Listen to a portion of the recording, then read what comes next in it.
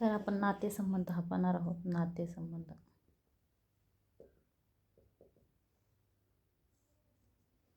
First example काय पहा. प्रीतीचा मुलगा प्रवीण आहे. राम हा प्रीतीचा भाऊ आहे. नीताला एक मुलगी आहे, तिचे नाव रीमा आहे. नीता ही रामची बहीण आहे, तर प्रवीणचे रीमाशी नाते काय?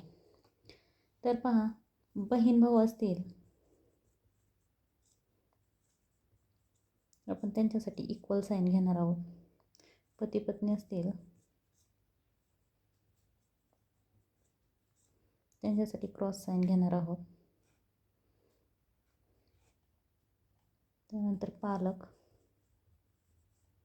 आणि पाल्य असं.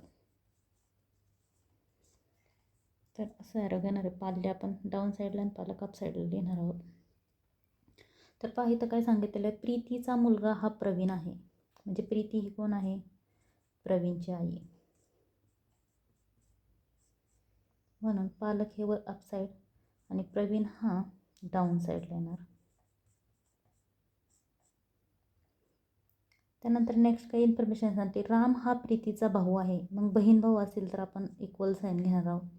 राम हा प्रीतीचा भाऊ आहे. नीताला एक मुलगी आहे, तिचे नाव रीमा आहे.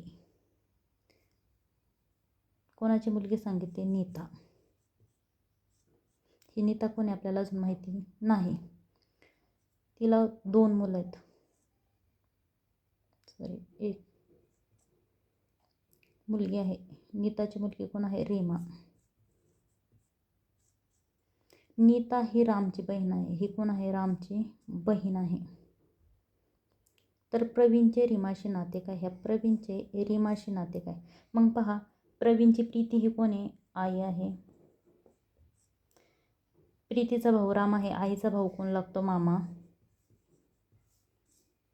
आणि ही मामाची बहीण.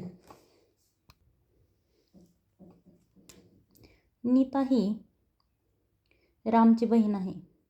म्हणजेच ही कोण असणार आहे? ही रामची बहीण. म्हणजेच प्रवीणची कोण असणार आहे? मावशी. मग ही मावशीची मुलगी. मावशीची बहीण कोण असते? मावस बहीण. आणि हा कोण असणार आहे? मावस भाऊ. म्हणजेच आपल्याला काय विचारलेलं आहे? प्रवीणचे रीमाशी नाते काय? ह्या प्रवीणचे रीमाशी असणारे नाते काय? मावस भाऊ.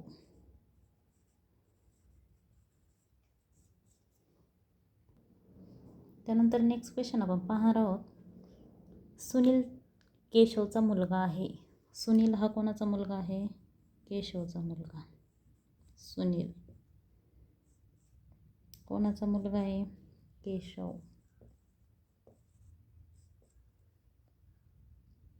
केशवची बहीण ही सीमा आहे. केशवची बहीण कोण आहे? सीमा.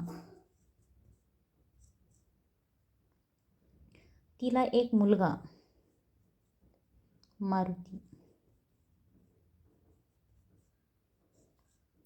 आणि मुलगी सीमा आहे.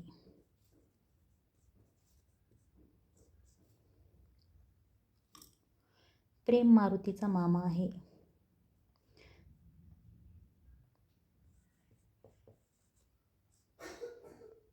मारुतीचा मामा म्हणजेच सीमाचा भाऊ असणार आहे.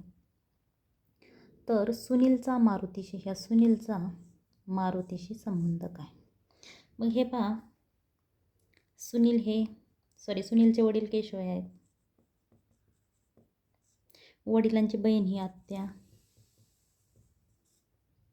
आत्याचा मुलगा हा कोण आहे? आतेभाऊ. आणि मारुतीचा सुनील कोण आहे? मामे भाऊ.